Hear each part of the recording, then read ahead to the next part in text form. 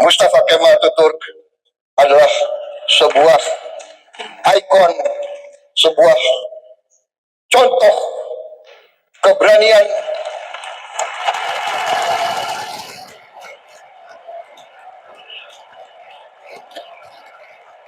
contoh kepemimpinan, contoh patriotisme, contoh semangat tidak mengenal menyerah. Banyak yang geram atas apa yang disampaikan oleh Pak Prabowo, dan ini memicu banyak reaksi dari umat Islam se-Indonesia, gitu kan. Di mana Mustafa Kemal Atatürk ini memiliki rekam jejak yang begitu sangat membuat umat Islam itu sangat sakit hati, gitu kan, sangat tidak menyukainya. Jadi apa itu, gitu kan, kalau kita mau runut satu persatu, ya, apa yang menjadi alasan kenapa umat Islam itu sangat benci kepada Mustafa Kemal Atatürk? Di antaranya adalah pembubaran Kesultanan Utsmaniyah, gitu kan. Dibubarkan yang secara resmi menghapus kekhilafan ini pada tahun, kalau tidak ada salah itu tahun 1924 ya. Jadi banyak umat Islam dunia yang memandang ini sebagai runtuhnya simbol kesatuan umat Islam. Hukum-hukum Islam itu dihapus dari Turki, kemudian banyak madrasah-madrasah juga dilarang untuk dibuka, tarekat-tarekat apa majelis-majelis tarekat juga dihentikan, bahkan azan dilarang, azan pakai bahasa Arab, gitu kan. Ya, wanita-wanita berjilbab itu dilarang untuk pakai hijab, ya artinya busana-busana keagamaan di lingkungan publik itu dilarang. Kemudian ada juga westernisasi budaya, di mana kalender awalnya kalender Islam kemudian diganti menjadi kalender kalender Barat. Semua huruf-huruf yang awalnya berbahasa Arab diganti dengan huruf-huruf abjad. Media-media itu dibungkam habis-habisan, ya, eh, tidak dibiarkan untuk menyiarkan hal-hal yang berlawanan dengan apa yang menjadi keinginan Mustafa Kemal Atatürk. Artinya di situ pemaksaan identitas nasional, mengubah identitas dari yang Islamik menjadi kebarat-baratan. Ya, jadi itulah penghapusan identitas Islam dari Turki yang membuat umat Islam itu begitu sangat-sangat benci kepada Mustafa Kemal Atatürk. Catatan penting, meskipun banyak yang kritik terhadap Mustafa Kemal, tapi sebagian masyarakat Turki tetap memujinya karena berhasil menyelamatkan bangsa Turki dari kekalahan Perang Dunia Pertama dan membentuk negara modern yang mandiri dari penjajah asing. Jadi eh, banyak ya pengagum fanatik ya sekuler dari mereka-mereka yang mendukung Mustafa Kemal. Tapi ada juga mereka yang kelompok yang netral, yang artinya cenderung untuk mengambil yang baik saja dari Ataturk, sementara yang buruk-buruk itu dikritik. Nah, ada juga ya kelompok yang Islamis, ya kelompok Islamis dan konservatif gitu kan. Artinya orang yang berbudaya gitu, yang masih mempertahankan leluhur kebudayaannya gitu kan. Di mana kelompok yang Islamis ini mereka menganggap Mustafa Kemal ini betul-betul merusak daripada warisan Islam yang ada di Turki. Menyalahkan Mustafa Kemal atas semua yang terjadi. Jadi di Turki sendiri itu justru melarang ya, melarang penghinaan terhadap Mustafa Kemal, dan itu sudah ada undang-undangnya. Artinya sekalipun seseorang itu benci, tidak setuju dengan Mustafa Kemal, mereka itu harus hati-hati berbicara di depan umum. Kalau di negara kita di sini kan mungkin bebas ya mengutarakan ketidaksenangan kepada Mustafa Kemal, tapi kalau sudah ada di Turki ya hati-hati kalau kita bicara. Apa yang menjadi alasan, ini kan pertanyaannya kan, apa yang menjadi alasan Mustafa Kemal itu melakukan sampai sejauh ini? Kemungkinan besarnya ya mungkin trauma kekalahan ya. Trauma kekalahannya, kekalahan Kekaisaran Utsmaniyah. Jadi Kekaisaran Utsmaniyah ini yang saat itu memimpin dunia Islam runtuh secara memalukan setelah Perang Dunia Pertama. Turki nyaris dijajah oleh Inggris, Prancis, dan negara-negara lainnya. Jadi dengan itu Mustafa Kemal melihat bahwa sistem pemerintahan yang berbasis agama ini sudah usang, ya sudah layu, sudah lapuk, jadi tidak mampu bersaing dengan bangsa-bangsa Barat yang sudah maju secara teknologi dan militer. Sementara kekhilafan pada saat itu belum berkembang secara teknologi dan militer. Jadi ia percaya, Mustafa Kemal percaya satu-satunya cara untuk menyelamatkan bangsa Turki adalah dengan memutuskan total masa lalu. Jadi itu yang menjadi keyakinan dia. Karena Mustafa Kemal Atatürk kan adalah penganut sekularisme garis keras gitu kan. Ia melihat agama, terutama peran ulama yang terlibat dalam politik, justru malah menghambat kemajuan gitu kan. ia ingin membangun sebuah identitas, nasional di Turki yang, bersatu bukan berdasarkan, agama Islam, tetapi berdasarkan bahasa, tanah air, cinta tanah air dan juga berbudaya Turki gitu kan. Kemudian alasan lainnya adalah karena dukungan dan juga tekanan dari barat gitu kan. Banyak para analisis itu menyebutkan bahwa Mustafa Kemal ini mendapatkan dukungan diam-diam dari Inggris ya, dan kekuatan barat untuk membongkar sistem Islam politik. Ya, jadi Mustafa Kemal ini bukan hanya sekedar benci Islam, tapi ia betul-betul percaya bahwa Islam ini harus disingkirkan ya. Disingkirkan dari politik dan kehidupan publik demi membangun bangsa Turki yang kuat ya. Adapun tekanannya ya, ini kan bangsa Turki sejak runtuhnya kekhilafan Utsmaniyah ya, itu sudah mau dijajah gitu kan. Ya, ekonominya runtuh, ya, semua semangat perjuangan juga runtuh, ya, keimanan juga lebih banyak yang lemah dibandingkan yang kuat. Jadi kalau dijajah ini habis. Jadi mau tidak mau, ya Mustafa Kemal ya harus merubah sistem yang ada dalam Turki itu menjadi sistem barat semuanya. Sehingga apa? Sehingga barat tidak berani untuk menurunkan niat untuk menjajah gitu kan. Bedanya dulu dengan di Indonesia. Indonesia dulu dijajah, tapi semangat perjuangan masih ada, agama juga masih kuat, masih didorong oleh para ulama sehingga masih bisa melawan dan merdeka. Dalam kondisi di Turki zaman dulu itu tidak seperti itu karena semuanya merosot, agama pun merosot gitu kan. Ya, jadi pertanyaan berikutnya adalah, eee, apakah kemajuan Turki saat ini itu merupakan hasil dari langkah yang ditempuh Mustafa Kemal. Ya, maka jawabannya, iya, sebagian kemajuan di Turki itu berasal dari fondasi modernisasi Mustafa Kemal, tapi kebanyakan kemajuan lainnya justru muncul karena kebijakan yang dibuat oleh generasi setelahnya. Jadi kalau kita mau, jelaskan, secara bertahap, yaitu yang sudah dilakukan oleh Mustafa Kemal adalah membangun sistem pendidikan yang sekuler, lagi modern gitu kan. Ya kemudian, sehingga banyak intelektual lahir dari situ. Kemudian administrasi negara itu sudah ditata dan sudah terorganisir gitulah, eee, sudah tertata rapi ya. Artinya, sistem militer, hukum, ekonomi itu sudah digarap ulang menjadi lebih baik lagi. Kemudian, Mustafa Kemal membangun pondasi industri dan juga perekonomian. Iya, membangun pondasi sehingga apa? Sehingga ini mengurangi ketergantungan daripada pihak pihak asing, lebih mengelola apa yang menjadi sumber daya yang dimiliki oleh Turki pada saat itu. Inilah yang membuat Turki menjadi, negara yang stabil secara internal dan, membawa kemajuan di awal Turki modern. Nah, kemudian mulailah era tahun 2000-an, ya terutama yang dibawa oleh Presiden Erdogan, di mana, generasi-generasi setelah, masa, Mustafa Kemal. Ya, di situ kebangkitan identitas Islam itu kembali dimunculkan, simbol-simbol Islam kembali dimunculkan di ruang publik, sekolah agama, kemudian larangan jilbab dicabut, kemudian masjid kembali dihidupkan, ekonomi lebih terbuka gitu kan, seperti membuat bandara, jembatan, jalan tol dan lain sebagainya, proyek-proyek besar. Kemudian diplomasi aktif dan politik regional, Turki tampil sebagai kekuatan kawasan dengan politik luar negeri yang lebih mandiri dan tidak tergantung sepenuhnya pada pada barat. Dan tentu siapa yang menjadi berjasa atas majunya Turki ini? Jadi kita katakan bahwasanya kemajuan Turki ini saat ini bukanlah, hasil satu orang, tapi kombinasi antara modernisasi struktural dari Mustafa Kemal dan juga, koreksi identitas oleh generasi setelahnya. Jadi generasi setelahnya pun itu bangkit sebenarnya atas basis ekonomi yang sudah dibangun oleh Mustafa Kemal. Saya pernah mendengar Rocky Gerung menyampaikan sebuah konsep, yaitu dekonstruksi untuk rekonstruksi ya, dekonstruksi untuk rekonstruksi.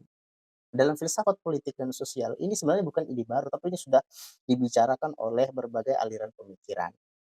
Ada seorang filsuf dari Prancis itu memperkenalkan sebuah gagasan, jadi untuk membangun sebuah sistem baru, maka harus membongkar struktur yang lama ya, kemudian dibangunlah struktur yang baru.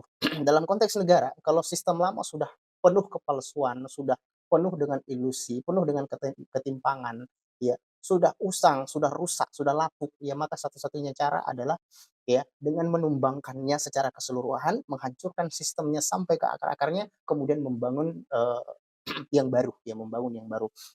Ibaratnya seperti pohon, pohon misalkan pohon ini sudah tidak berdaun, sudah lama, sudah tua, kemudian tidak menumbuhkan buah. Ya, padahal kita ingin buahnya gitu kan, kita ingin, suasana rindang dari pohon itu mendapatkan kesejukan dan juga mendapatkan buahnya. Tapi sudah tidak berdaun, sudah tidak berbuah, maka solusinya adalah supaya kita mendapatkan buahnya, maka ya diracuni pohon itu. Ditumbangkan sampai sampai akar-akarnya, kemudian ditanamkan bibit baru, tunas baru, kemudian dirawat sampai tumbuh menjadi besar. Begitu pula, teori siklus yang digagas oleh Ibnu Khaldun bahwasanya suatu negara ya itu akan mengalami siklus. Yang pertama ada lahir, masa kelahiran, kemudian masa kejayaan, ya, kemudian masa banyaknya para koruptor gitu kan. Kemudian masa dia akan hancur dan setelah hancur barulah ya bangkit kembali peradaban yang baru. Jadi peradaban lama itu harus tumbang secara total. Ya, baik itu ekonominya, baik itu budayanya, bahkan agamanya itu harus tumbang peradabannya itu. Baru dimunculkan peradaban yang baru gitu. Kemunduran itu adalah pintu menuju kebangkitan, asalkan ada kekuatan baru yang tumbuh dari masyarakat untuk membangunnya, gitu kan. Nah, itu intinya, itu poinnya itu ada di situ. Pertanyaannya adalah, apakah Mustafa Kemal Atatürk menerapkan konsep ini? Maka jawabannya iya secara de facto. Mustafa Kemal Atatürk menerapkan konsep itu secara ekstrim dan juga sistematis ya dengan meracuni dan merobohkan ya yang usang ini, pohon usang ini, yaitu Kekaisaran Utsmaniyah demi menumbuhkan tunas baru, yaitu Republik Turki yang sekuler, nasionalis dan modern ala barat menurut keinginan daripada Mustafa Kemal. Apa buktinya? Ya, dia tumbangkan kekhalifaan, menutup masjid-masjid, ya membakar semua literasi-literasi warisan Bani Utsmaniyah. Ya, apa hasilnya?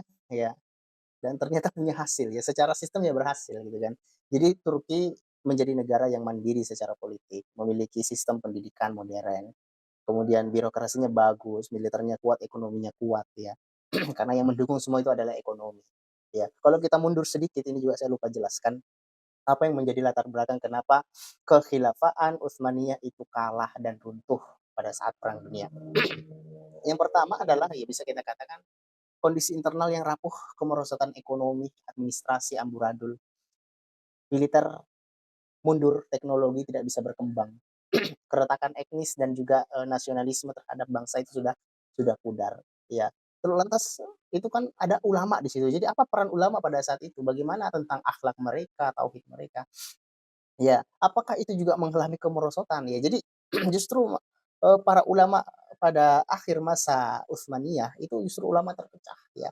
Ya, terpecah, lembaga keulamaan melemah, ya jadi fatwa-fatwa ulama pada saat itu tidak lagi menjadi dasar utama negara, gitu kan.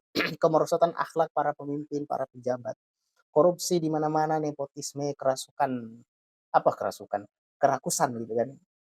Ya, kerakusan politik mewabah di pemerintahan, banyak pejabat yang lebih sibuk dengan kekuasaan daripada membela rakyatnya. Ya, dalam sejarah dicatat bahwa, pola hidup mewah dan gaya hidup hedonis sudah umum di kalangan para elit. Jadi, ya itulah kerusakan-kerusakan yang terjadi pada saat itu. Rakyat semakin jahil, semakin bodoh, kemiskinan merajalela. Jadi itu yang menjadi sebab, kenapa kekhilafaan Utsmaniyah itu menjadi runtuh, ya. Meskipun ada basisnya, masih masih ada, maka itu ditumbangkan semuanya secara keseluruhan oleh Mustafa, Kemal, gitu kan. Eh, dari berbagai perspektif, layakkah Mustafa Kemal ini dibenci oleh semua umat Islam? Ya ini agak tajam pertanyaannya ya. Kalau kita baca daripada perspektif umat Islam, jika ditelisik dari sisi akidah, syariat, banyak tindakan-tindakan Mustafa Kemal ini jelas bertentangan dengan prinsip-prinsip Islam.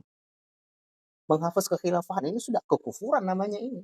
Ya keluar saja dari pemerintahan yang sah, kepemimpinan yang sah, itu dihukumi kufur, dibunuh. Apalagi menghapus kekhilafahannya. Ya jadi justru malah lebih parah lagi gitu kan. Ya, madrasah ditutup, melarang azan pakai bahasa Arab, ya.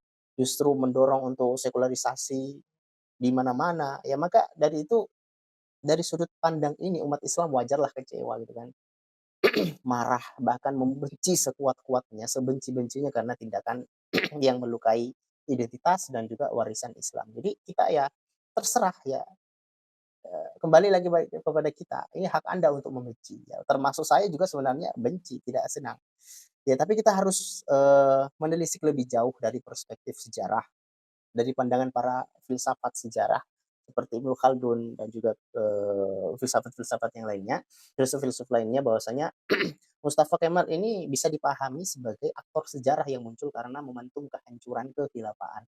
Invasi asing, krisis di mana-mana, krisis internal, simbol perubahan zaman bukan penyebab utama kerusakan gitu kan. Jadi kalau kita melihat hadis Nabi Shallallahu Alaihi Wasallam terhadap, fase perpindahan masa yaitu perpindahan fase, yang pertama fase kenabian, fase para sahabat, fase kekhilafaan, kemudian fase pemimpin-pemimpin menggigit, antara fase kekhilafaan dan juga fase pemimpin-pemimpin yang menggigit, di tengah-tengahnya ini ada Mustafa Kemal muncul di situ. Ya, dialah yang ditakdirkan oleh Allah Subhanahu wa taala untuk perpindahan fase dari masa kekhalifaan ke masa pemimpin-pemimpin yang, menggigit gitu kan. Ya artinya, ini sudah menjadi takdir Allah Subhanahu wa taala. Sekiranya kalau kita mau berandai-andai, sekiranya ada orang yang nekat seperti Mustafa Kemal ini, yang tetap berpegang pada prinsip Islam, mungkin jalurnya akan beda gitu kan. Tapi yang namanya takdir hanya Allah yang bisa menentukan, ya kita hanya bisa menerima semua itu. Lantas bagaimana dari perspektif sosial politiknya? Jadi Mustafa Kemal ini tidak hanya membongkar semua struktur, ya, membongkar semua, sisa-sisa yang ada dalam kekhilafan Utsmaniyah yang ada di Turki, ya, ini semuanya dibongkar. Jadi bagaimana dalam perspektif sosial politiknya?